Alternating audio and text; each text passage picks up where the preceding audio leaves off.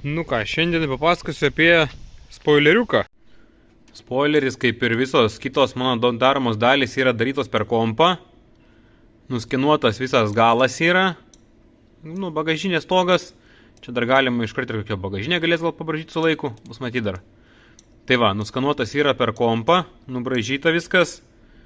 Ir tiek. Čia dabar yra išpjautas iš 2 mm aliumo. Pirmoji versija buvo 2 mm juodo metalo, tai tas ten svėrė apie 10 kg.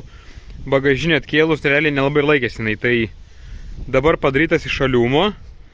Aliumas yra tas stipresnės klasės biškė, atsparesnis korozijai, ne tas įprastas, kur plastelininis, kur belen kur gali nusipirkti pardį nuėjęs. Nu ir va. Surinktas atrodo va šitaip, čia aišku, nudažytas vėl laikinai, kaip ir priekinis buferis laikinai nudažytas. Nudažytas laikinai, po vasaros viskas sudės į krūvą. Galinis buferis, slenkščiai, sparnai darysis irgi, čia liftas, tai čia dažysis viskas iš karto. O tai va, spoileriuko šitą esmė ir yra sukrauti lempas, dar visokius numerius gali dėti ir panašiai, ką tik nori ant to galo gali sukti.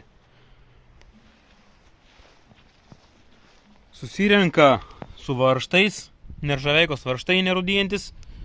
Yra paklijuoti padukai. Aiškiai, biškai nelabai gražiai apipjaustyti jame, bet skau, dar čia viskas tvarkysis, darysis dabar uždėti prasibandymui. Prisukti yra lempos. Čia yra padaryti grioveliai, tokie išpjautos dobutės iš šono ir iš viršaus specialiai pririšti laidui, kur eina per vidų. Skylės prisukimui, ką nori, tą gali sukti čia, palei fantaziją. Tai va. Dėsim toje vietą, parodys, kaip atrodo šitas nudažytas.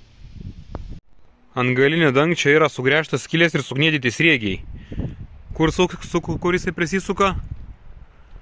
Yra to pačiu biškė aptepliota, kad neįtų ta drėgmė į vidų, kad neraudytų tos kniedės. Nu ką, sukam spoilerį į vietą ir žiūrim, kas gaunas. Nu va, spoileriukas vietoj. Biškį užvažiavau ant kalno, kad duot šviesos, nes labai nieko nesimato. Jodas ant jodo ir tai nelabai čia šviečiasi. Viskas susilieja. Nu va, biškai geriau matos, kaip sakiau, tas skylės. Galima prisukti čia tos ledus kaip nori, kur nori. Gali dėti vieną ilgą ledą, jeigu nori. Šone 2 mažiukus, vienu žodžiu, fantazijos reikalas. Pavyzdžiui, vieną per centrą mažiuką padarai, kad šviestų čia pat. Prie žemės į šoninius gali dėti, kad šviestų į tolį.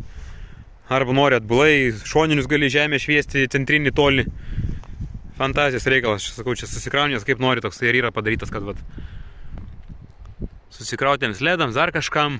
Pavyzdžiui, tokį dalyką sumontavus į kokį pick-upą, gali padaryti lempas, kad šviestų čia pat į tą krovinių skyrių į galą visą apsišviesti. Kitas lempas susidėdi, palieki į galą šviesti. Juk gali įsimesti tų lempų čia kiek nori prisikrauti. Arba sakau, bet numerius galima įsimesti dar, kur būna numeriai ant galinio to buferio. Buferį, jeigu meti laukant, perdarinėjai dar kokį metalinį ar vamzdžius krauni. Gali numerį palikti viršui su lempom apšvietimo. Kaip nori, taip susikrauni čia visą šitą reikalą. Ir skau, galim padaryti tiek su bariku, tiek dar kokiai mašinai. Aišku, reikia nusiskanuoti tą mašiną pradžiui. Ir tada galima braižyti, kaip jau nori. Galim pakoreguoti palei fantaziją. Dar yra tokia idėja. Čia padaryti didesnės skylės šitos tarpus. Čia šitais.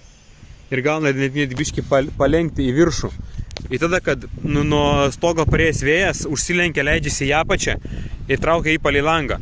Ir tada toks variantas bus taip, kad nupučia dulkės nuo galinio lango. Nu, bet čia ateičiai gal šitą dalyką pabandysim. O kol kas liks toks, žiūrėsim.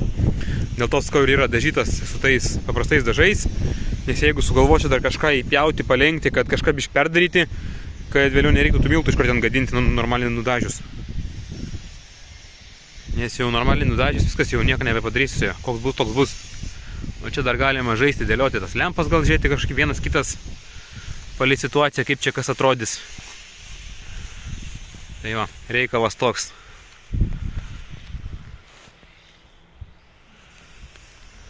Tiek žinių. Kam reikia, rašykit. Pagelbėsiu su šituo.